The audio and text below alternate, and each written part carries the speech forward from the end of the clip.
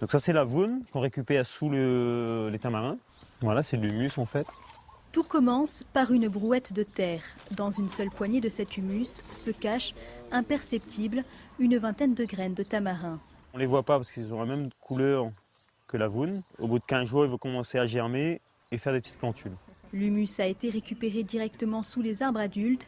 La plupart des tamarins poussent naturellement en forêt, mais quelquefois, à l'ombre de leurs congénères, les plants ont du mal à germer. Il faut vraiment un apport de lumière. S'il n'y a pas cet apport de lumière-là, il va rester en latence pendant 50 à 60 ans. Ces graines sont donc ramenées en pépinière.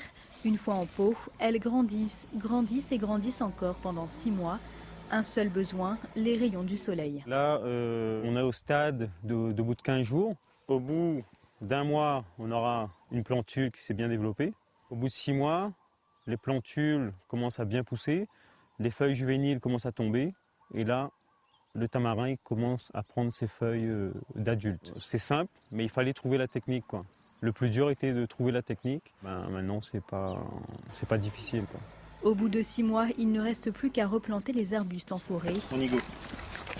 À quelques kilomètres de la pépinière, perchée dans les hauteurs des Macs, une parcelle de cryptoméria vient d'être coupée pour laisser la place au tamarin. On va le planter, donc on voit bien, les racines sont bien développées. Ce plan-là, normalement, il est viable s'il n'y a pas de soucis cycloniques ou d'attaques biologiques.